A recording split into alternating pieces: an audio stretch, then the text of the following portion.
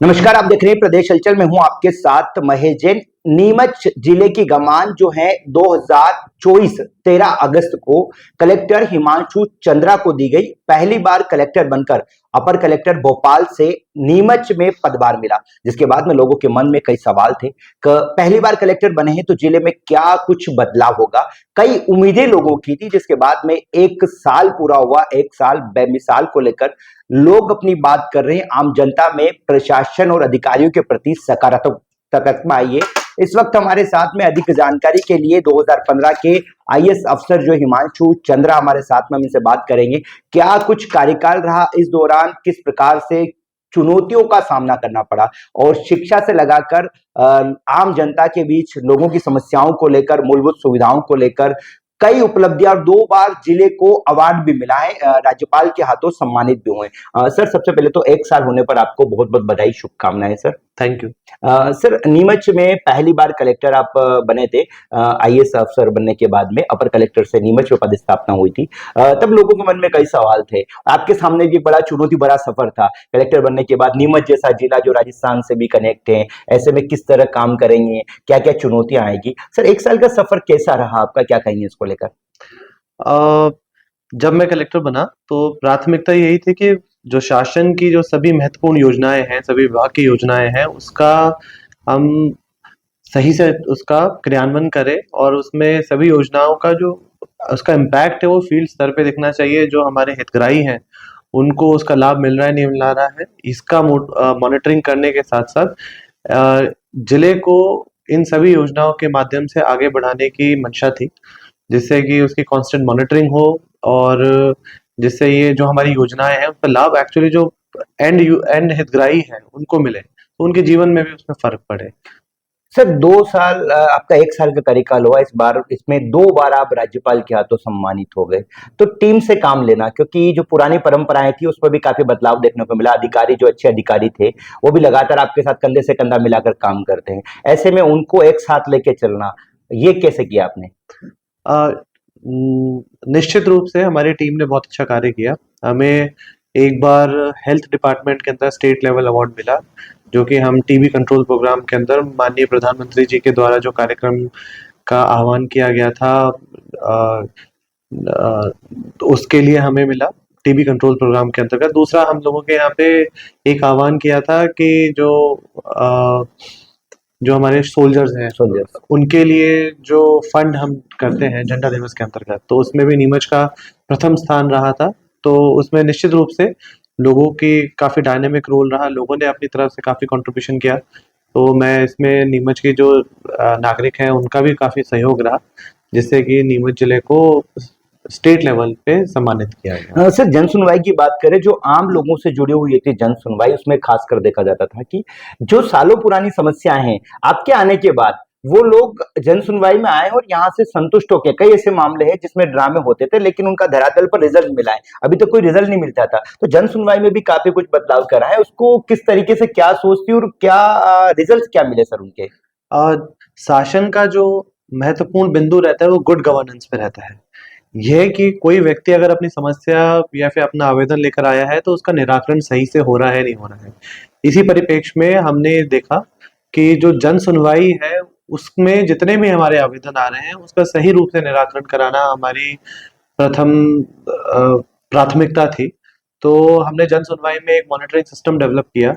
हम जन सुनवाई में जितने भी आवेदन आते हैं उसका रजिस्ट्रेशन तो करते ही हैं, उसके साथ साथ ये भी देखते हैं कि कौन से आवेदन हैं जो कि 15 दिवस से ऊपर उसमें जा रहे निराकरण में, तो उसकी मॉनिटरिंग चलती है और हर सप्ताह हमारी जन सुनवाई के आवेदनों की मॉनिटरिंग चलती है। मैं इसमें बताना चाहूँगा, करीबन 1 साल में 6000 से ज़्यादा आवेदन हमें जन सुनवाई में मिले, जिसमें से करीब हमने 5300 का, अभी तक 5400 का निराकरण कर किया जा चुका है, जो कि करीब 90% हमारा निराकरण प्रतिशत था। और इसी के साथ ये है कि जन सुनवाई को अगर आवेदक आता है तो उसको संवेदनशीलता के साथ सुनना, उसके आवेदनों को गंभीरता से लेना और उसमें जो हमारी पूरी टीम है, चाहे वो जिला स्तर की टीम हो, अनुविभाग स्तर की टीम हो, तहसील स्तर के हमारे अधिकारी हैं, उन सभी को इसमें सेंसिटाइज किया गया कि आपको हर एक आवेदन को गंभीरता से लेना है और यथाउचित जिसका निराकरण हो सकता है उसका निराकरण करना है। यहाँ पर आवेदक जो आते थे तो उन्हें महंगाई की मार झेलना पड़ती थी। सबसे मेन जो निजात आपने दिलाई है, आवेदन के लिए कोई आता है तो काफी दूर से आता है, उसको आवेदन के लिए 50-50, 100-100 रुपए देना पड़ते थे। आज वो लोग जो है निःशुल्क में आवेदन बनते हैं और साथ ही साथ बच्चे जो हैं वो भी एक नई समस्याओं से रूबरू हो रहे हैं। तो सर ये सोच कैसे आई, क्योंकि इसका काफी सकारात्मक परिणाम देखने को मिला। ये कोइंसिडेंस था कि एक दिन एक वृद्ध महिला आई अपना आवेदन लेकर, तो मैंने उनसे पूछा था आपको कितना रुपए आवेदन के लगते हैं और आप कहाँ से आए हो। तो उन्होंने बताया कि लगभग मुझे 100-150 रुपए आने में लगते हैं और आवेदन बनवाने में मुझे करीब 150-200 रुपए लगे।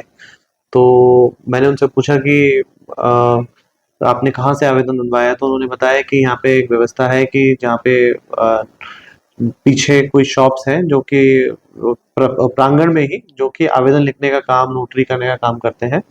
तो इसी से हमारा एक सहज सा एक आइडिया आया, क्यों ना हम हमारे जो स्टूडेंट्स हैं, जो एमएसडब्ल्यू के छात्र हैं या फिर 11th-12th क्लास के स्टूडेंट्स हैं जो सोशल साइंस में पढ़ रहे हैं, उनको रोटेशन में जन सुनवाई वाले दिन यहाँ पे हम 10 बच्चों को, 10 स्टूडेंट्स को हम यहाँ पे अपने कलेक्टर परिसर में बैठाएं और उनको भी एक अच्छा अपॉर्चुनिटी मिलेगी कि वो समाज से जुड़ेंगे, समाज के बारे में जानेंगे, प्रैक्टिकल नॉलेज होगी उनकी।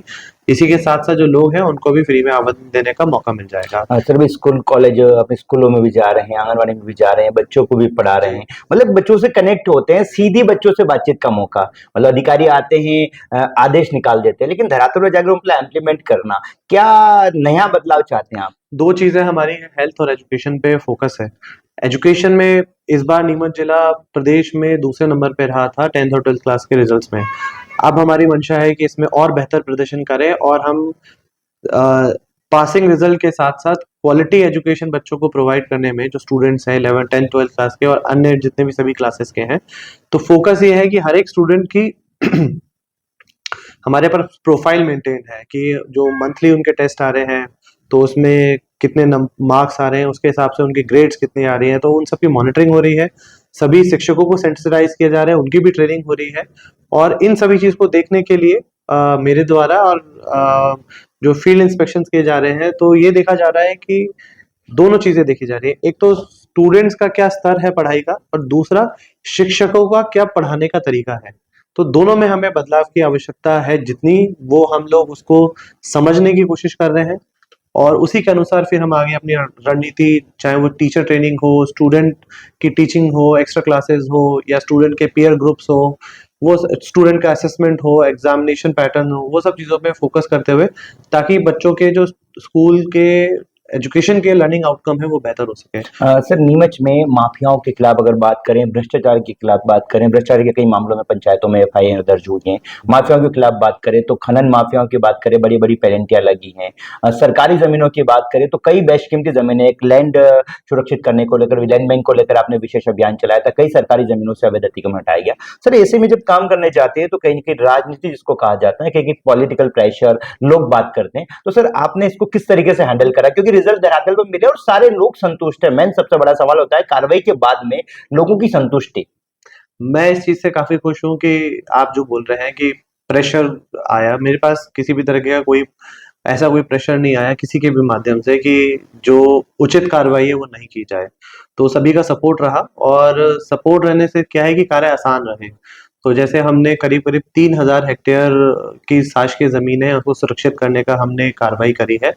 इसी के साथ साथ हमने हंड्रेड्स ऑफ ऐसे रास्ते जो शासकीय रास्ते थे या फिर ऐसे पगडंडी रास्ते थे जो कि जिस किसानों को आने जाने के लिए समस्या होती थी, उसको हटाने का भी, उसको भी खुलवाने का हमने अभियान चलाया जिसमें हमने काफी सफलता प्राप्त की।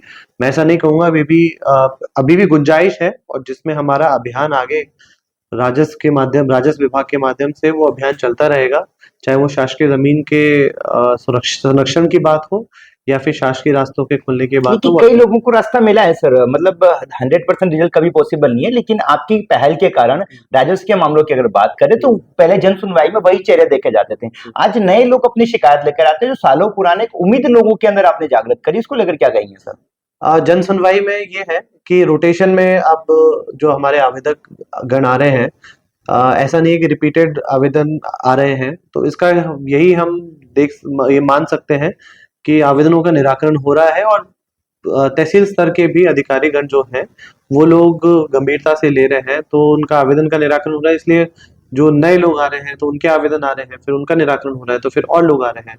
तो ये सिस्टम है वो मुझे लग रहा है कि वेल ग्रीस्ड है, अच्छा काम कर रहा है, और मैं अपेक्षा करता हूँ कि आगे भी ऐसे ही काम करता सर रहेगा। आखिरी और अहम सवाल है, कलेक्टर ही क्यों बनना था सर? अ, मुझे ऐसा लगता है as a head of district administration कि इतने सारे विभाग हैं और इन सब में शासन की इतनी सारी योजनाएं हैं, अगर हम इसका इम्प्लीमेंटेशन बहुत अच्छे तरीके से करते हैं तो बहुत ही लार्ज स्केल में लोगों की लाइफ में काफ़ी चेंज लाया जा सकता है, वेदर हेल्थ हो, एजुकेशन हो, एग्रीकल्चर हो, हॉर्टिकल्चर हो, या इंडस्ट्रियल डेवलपमेंट हो, इसी के साथ साथ अन्य जितने भी लॉ एंड ऑर्डर हो, रेवेन्यू एडमिनिस्ट्रेशन हो, तो इतना लार्ज स्केल इम्पैक्ट है। एज अ कलेक्टर अगर हम इसको, अगर अपने कार्य कर्तव्य को सही से निर्वाह करते हैं, तो मुझे लगता है कि ये काफ़ी मुझे अट्रैक्ट करता था, तो जो कि जिसके लिए जिस हिसाब से फिर मैं कार्य कर रहा हूँ। नीमच के लोगों को लेकर एक साल में पॉलिटिकल लोग है, मीडिया पर्सन है, आम लोग है, समाज सेवी है, इन सबको लेकर आपका अनुभव क्या साझा करेंगे और हमें जनता से क्या कहना चाहेंगे सर? मैं यही कहूँगा कि नीमच एक काफ़ी डायनामिक डिस्ट्रिक्ट है, सीमावर्ती जिला है, पर यहाँ के लोग डायनामिक है और डेवलपमेंट ओरिएंटेड है, आगे बढ़ने की यहाँ के लोगों की इच्छा है। तो ये जो डायनामिज्म है वो नीमच के लोगों का ऐसे ही मेंटेन रहे, और वो जो इनकी जो अपॉर्चुनिटीज यहाँ पे मिल रही है, चाहे वो इंडस्ट्रियल डेवलपमेंट में हो, चाहे एग्रीकल्चर में एडवांसमेंट की बात हो, चाहे नए बड़े प्रोजेक्ट्स हो, जैसे माइक्रो इरिगेशन से पूरा जिला के प्रोजेक्ट आ रहे हैं, फिर हर घर जल जीवन मिशन में, तो जिला काफ़ी अच्छी गति से आगे बढ़ रहा है डेवलपमेंट की तरफ, और लोगों का भी इसमें बड़ा सहयोग है। लोग अपने जो उनकी एंटरप्राइजिंग नेचर है यहाँ के लोगों का, और मंडी भी यहाँ पे काफ़ी अच्छी मंडी है, तो मंडी से रिलेटेड जो यहाँ के ट्रेडर्स हैं, जो किसान हैं, वो भी काफ़ी प्रोग्रेसिव किसान भी हैं। सर मंडी की अगर बात करें तो मंडी में तो आपने इस बार रिकॉर्ड बना दिया था, नीलामी की प्रक्रिया चल रही थी, सबकी निगाहें टिकी हुई थी कि मंडी की नीलामी में प्रक्रिया पारदर्शी नहीं होगी, मंडी की नीलामी दुकानें जो है बिल्कुल राजस्व की हानि हो जाएगी, लेकिन आपने तो रिकॉर्ड कायम कर दिया, यहाँ पे करोड़ों में जो है नीलामी की बोली चली गई, तो सर वो एक बड़ा चैलेंज था आपके सामने। चैलेंज तो था, क्योंकि ऐसे कभी इश्यूज में लोगों को थोड़े से डाउट रहते हैं, तो पर हमने पूरा प्रयास करके एकदम ट्रांसपेरेंट तरीके से नीलामी कराई, खुली नीलामी करवाई, जिसमें कि शासन को और मंडी बोर्ड को रिकॉर्ड आय हुई है जो यहाँ की जो दुकानें को नीलामी हुई है। सर हर घर तिरंगा स्वतंत्रता उत्सव का पर्व है, इस बार हर घर तिरंगा में हर घर स्वच्छता भी शामिल कर दिया, ऐसे में आम लोगों को आप क्या मैसेज देना चाहेंगे कि स्वतंत्रता दिवस का पर्व है? मैं नीमच जिले के सम्माननीय नागरिकों को 79वें स्वतंत्रता दिवस की हार्दिक बधाई और शुभकामनाएं देता हूँ। और आज इस साल की जो थीम है वो है हर घर तिरंगा हर घर स्वच्छता। तो मैं सभी से अपेक्षा करता हूँ कि सभी लोग इसमें बढ़ चढ़कर भाग लेंगे, अपने घर, अपने जो आसपास की गलियां मोहल्ले हैं, और अपने कार्यालय हैं, अपने उनको स्वच्छ रखेंगे, और एक स्वच्छता की ड्राइव चलाएंगे अपने अपने लेवल पे। इसी के साथ हर घर तिरंगा, हमारा हर घर तिरंगा फहराना चाहिए, और सभी लोग अपने अपने घर पे तिरंगा फहराएंगे, और हम हमारे जो वीर बलिदानियों को याद करेंगे, और दृढ़ निश्चय करेंगे कि हम अपनी सहभागिता इस देश को आगे बढ़ाने में देंगे। 2000 जो 24 से 25 का कार्यकाल आपका काफी बेहद रहा, आगे भी आप इसी तरह से उन्नति करें, क्योंकि पहली बार जिला था, जिले में काफी सफलता और नीमच जिले में काफी कुछ बदलाव करने का आपने प्रयास करा और काफी हद तक कुछ परिवर्तन भी हुआ। इसके लिए प्रदेश अध्यक्ष की तरफ से आपको ढेर सारी शुभकामनाएं, और आगे भी आप इसी तरह से अच्छे पद पर जाएं, आप ये उन्नति करें, इसको लेकर हम आपको शुभकामनाएं देते हैं। ये थे हमारे साथ में 2015 के आईएएस अफसर कलेक्टर हिमांशु चंद्रा, जिन्होंने भोपाल से अपर कलेक्टर के बाद नीमच में कलेक्टर की जिम्मेदारी ली। बखूबी नीमच कलेक्टर के पद पर यहाँ पर जिम्मेदारी संभालने के बाद आम लोगों से सीधा कनेक्ट हुए, राजनीतिक लोगों की बात करें, सामाजिक लोगों की बात करें, तो एक अटैचमेंट जो होता है, लोगों की समस्याएं जो होती है सुनकर, और जो सही समस्याएं थी उनके निराकरण करने का प्रयास करा। शिक्षा, चिकित्सा और विशेष करके अगर माफियाओं पे शिकंजे की बात करें तो कलेक्टर हिमांशु चंद्रा का इनके कार्यकाल के दौरान सख्त एक्शन देखने को मिला। चलिए सुनाते हैं आपको यहाँ के सामाजिक राजनीतिक लोगों की 1 साल के कार्यकाल को लेकर क्या कुछ कहना है। सबसे पहले तो हिमांशु चंद्रा जी को बहुत बहुत बधाई देता हूँ। उनका 1 वर्ष का कार्यकाल बहुत अच्छा रहा नीमच के लिए, और एक ऐसे कलेक्टर ग्रुप में उनका नाम लिया जाएगा जिससे सब लोगों को संतुष्टि है, चाहे पक्ष का हो, विपक्ष का हो और आम जनता हो। उन्होंने पूरे इंटरेस्ट के साथ, ऐसा लगता नहीं कि पहली बार कलेक्टर बन के आया नीमच में, उन्होंने सभी लोगों से अच्छा व्यवहार रखा, सब लोगों की सुनी, सब लोगों का काम किया। साथ ही साथ सरकार की जो नीतियाँ होती हैं, सरकार की जो योजनाएं होती हैं, उनके क्रियान्वयन में उनका बहुत ज़्यादा योगदान है और बहुत ज़्यादा इंटरेस्ट है। देखिए, जो नीमच कलेक्टर को 1 साल नीमच में हो गए, उनको मैं बधाई देता हूँ। और सबसे पहली बात है कि वो प्रथम उनकी यहाँ पे कलेक्टरशिप की पहली बार कलेक्टर बने हैं, उसके बावजूद उन्होंने कुछ ऐसे अच्छे काम किए हैं जिससे कहा जा सकता है कि वो सत्ता से दबे नहीं। चाहे मंडी का इशू ले लो, कृषि उपज मंडी में जब नीलामी हो रही थी दुकानों की, उस समय कई लोगों ने इसकी आवाज़, समाचार पत्रों से कई लोगों ने आवाज़ उठाई, तो उन्होंने नो डाउट के जो बहुत कुछ सही करने का प्रयास किया और सही हुआ भी। सत्ता के दबाव के बावजूद सही करने का प्रयास किया, उसके लिए मैं उनको धन्यवाद भी देना चाहता हूँ। साथ ही कई ऐसे उनके जो कार्य हैं, हम लोग भी जन समस्या लेकर जाते हैं, निश्चित है कि उनमें सुनवाई होती है, तो ये अच्छी बात है। कलेक्टर साहब के बारे में कहना जरूर चाहूँगा, काम बहुत अच्छा करते हैं, वो चाहते भी काम हो। माननीय कलेक्टर साहब हिमांशु चंद्रा जी से मुलाकात हुई है और बहुत अच्छा उनकी कार्यशैली है। 1 वर्ष हुआ है, उनको बधाई देता हूँ, शुभकामना देता हूँ। और जो सरकार की मंशा है कि सरकार की योजनाएं गरीब तक पहुँचे और गरीब को उसका लाभ पहुँचे, उसमें हमारे कलेक्टर साहब पूरी अच्छी भूमिका निभाते हुए आम जन को सरकार की योजना का लाभ दिलाना, लोगों को न्याय दिलाना और सरकार की जो अवैध कब्जे में लोगों की ज़मीनें उनको छुड़ाना, ऐसे अनेक कार्य चंद्रा जी के द्वारा किए जा रहे हैं। और मैं अभी दिशा की बैठक में भी उपस्थित हुआ था, वहाँ भी मेरी अच्छी मुलाकात हुई, कुछ चर्चाएं हुई है और चिकित्सा को लेके और शिक्षा को लेके वे जागरूक रहते हैं और ऐसे जिलाधीश महोदय हमको मिले हैं। निश्चित रूप से ज़िले का विकास भी होगा, ज़िले में सरकारी योजनाएं आम जन तक पहुँचेगी। सर, जो हिमांशु चंद्रा जी हमारे यहाँ के नीमच जिले के कलेक्टर आए हैं, पहली बार उनने कलेक्टर बनने के बाद पहली बार नीमच जिले में आए थे, तो उनका जो कार्यकाल के बारे में चर्चा करें तो कार्यकाल उनका ऐतिहासिक रहा। चाहे खनन माफिया हो, चाहे भू माफिया हो, चाहे मिट्टी माफिया हो, इन पर उन्होंने लगाम लगाई। जो ऐतिहासिक कई अभी पूर्व में भी मैंने समाचार पत्रों में देखा था, एक मामले को मिट्टी माफिया को 35 लाख का जुर्माना हुआ, आज भी रेत माफिया को जुर्माना किया। ऐसे कोई ऐतिहासिक काम किए। और जहाँ तक जन समस्याओं के बारे में जब भी हम उनसे मिलते हैं तो किसानों के हितैषी और गरीबों के हितैषी हमेशा वो, जैसे ही उनको अगर संज्ञान में हम बताते हैं कोई बात तो तुरंत उस पर निराकरण करते हैं। जैसे मैंने जो ऐतिहासिक एक काम किया किसानों के लिए, इस जिले में इस बार ऐसा कोई किसान नहीं है जो रास्ते के मामलों को लेकर कहीं उसका खेत बोने से वंचित किसान रह जाए, ऐसा कोई किसान नहीं हो सकता है। उन्होंने तहसीलदारों को स्पष्ट निर्देश दिए थे कि भाई किसान को रास्ता देना पड़ेगा, चाहे कहीं से दो। किसान हेलीकॉप्टर तो ला नहीं सकता है, तो उनने सब तहसीलदारों ने उसकी कार्रवाई, कलेक्टर साहब ने पूरी मॉनिटरिंग करी।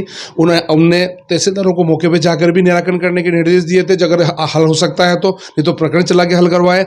ऐसा एक ऐतिहासिक काम किया। दूसरा एक और ऐतिहासिक काम किया, जैसे आप जावत देख लो, सरवनिया देख लो, चाहे कनावटी, धनेरिया, ऐसे बड़े बड़े जो हल्के हैं और माफिया या नक्शे के नाम से जो एक निम्न के नक्शे नहीं, नक्शाविहीन गाँव घोषित कर दिया, जबकि वो नक्शे कई रिकॉर्डों में उपलब्ध थे। तो उन्होंने कलेक्टर साहब ने एक बहुत बड़ा दल बना के उन नक्शों को ढूंढ के निकाला, जो 25-30 सालों से वो नक्शे ढूंढ नहीं पाए थे और किसी रुचि भी नहीं दिखाई थी। वो एक बहुत बड़ा माफियाओं पर लगाम लगाई। वो नक्शा जैसे ही पर लागू होगा तो कई भू माफिया ने इधर की ज़मीनें उधर कर ली, वो सब बेनकाब होंगे। उन भाइयों को जो शिकंजा कसा, वो ऐतिहासिक काम किया। चाहे जन सुनवाई के मामले हो, जन सुनवाई में जब अगर किसान आता है या गरीब आता है, उसकी समस्या के लिए तत्काल उसका निराकरण के निर्देश देते हैं और उसका फॉलोअप भी लेते हैं। ऐसे ऐतिहासिक काम, आज जन सुनवाई की संख्या काफ़ी बढ़ गई क्योंकि उनका निराकरण हो रहा है। तो कलेक्टर साहब का जो कार्यकाल है वो ऐतिहासिक कार्यकाल है। हम कलेक्टर हिमांशु चंद्रा का जो 1 साल का कार्यकाल को हम ऐसे देखते हैं कि जैसे मैं एक व्यापारी संगठन का प्रतिनिधित्व करता हूँ, मैं कैट का सचिव हूँ, तो हम जैसे कलेक्टर साहब से एक बार कोई सामाजिक समस्या, जैसे कि कुत्तों की समस्या नीमच में उस टाइम बढ़ गई थी, तो कुछ लोग मिलने गए थे, उसमें हमने भी प्रतिनिधित्व किया था। तो सर ने बहुत अच्छे से उस समस्या को सुना और बोला कि जो भी पॉजिटिव जो हो पूछ सकता है मेरी तरफ से। और बोले अगर आपको, हमने बोला सर पशु प्रेमी की जो दिक्कत आती है, तो बोले मैं उनके लिए एफआईआर और उसकी जो दिक्कत आती है उसके लिए भी बोलूँगा, और इसके लिए आप लोग प्रयास कर रहे हैं तो मैं ज़रूर से प्रयास करूँगा। साथ ही हमने व्यापारियों के लिए भी जो भी बात, कभी एक दो बार हमारा काम पड़ा, अगर हमने सर से संपर्क किया तो उन्होंने बिल्कुल व्यापारियों की समस्याओं को, जैसे कि मैं बताता हूँ कि ऑटोमोबाइल मार्केट है और जैसे ट्रांसपोर्ट नगर है जो आज बहुत बड़ी समस्या है नीमच की, उसके लिए भी उन्होंने एक पॉजिटिव रिस्पॉन्स दिया और संबंधित अधिकारी को बोला कि जल्द से जल्द इसकी आप फाइल को आगे बढ़ाएं और जहाँ भी ज़मीन जो ट्रांसपोर्ट नगर की अलॉट हो रही है उसमें कार्रवाई करें। तो सर ने एक बहुत अच्छा रिस्पॉन्स दिया और एक युवा जागरूक कलेक्टर नीमच के लिए हिमांशु चंद्रा का जो 1 साल है उसके लिए मैं उनको बधाई देता हूँ, शुभकामनाएं देता हूँ और आगे भी उनका कार्यकाल सफल रहे। आदरणीय कलेक्टर महोदय हिमांशु चंद्रा साहब का कार्यकाल बहुत अच्छा रहा है और मैं खुद ही स्वयं 1-2 बार सामाजिक मुद्दे लेके गया हूँ। तो विमुक्त अर्धगुमकर जनजाति प्रमाण पत्र भरने में समस्या आ रही थी, तो माननीय कलेक्टर महोदय ने हमें पास में बिठाकर तुरंत एसडीएम मैडम अपने एसडीएम साहब को अवगत कराया और इनका रवैया बहुत अच्छा रहा है। और मैं तो इनको बधाई दूंगा, शुभकामनाएं दूंगा कि सर्वप्रथम कलेक्टर बन के नीमच में आए और इतना अच्छा सराहनीय कार्य रहा है, इनके लिए मैं बधाई दूंगा। आदरणीय हिमांशु चंद्रा जी जब नीमच 1 साल पहले आए थे तो युवा कलेक्टर के रूप में उनका कार्यकाल काफ़ी अच्छा रहा। उन्होंने यहाँ नीमच ज़िले में नवाचार के रूप में भी कई कार्य किए हैं और कभी भी जैसे हम किसी भी जन समस्या को लेकर के उनके पास गए हैं तो उन्होंने उसको बहुत गंभीरता से सुन करके और उसके तुरंत निराकरण के लिए जो भी उचित कार्रवाई हो सकती थी वो कार्रवाई की है। मेरी बहुत बहुत शुभकामनाएं हैं कि हमारे नवागत कलेक्टर महोदय का कार्यकाल ऐसे ही नीमच के लिए स्वर्णिम अवसरों में हमेशा याद किया जाए।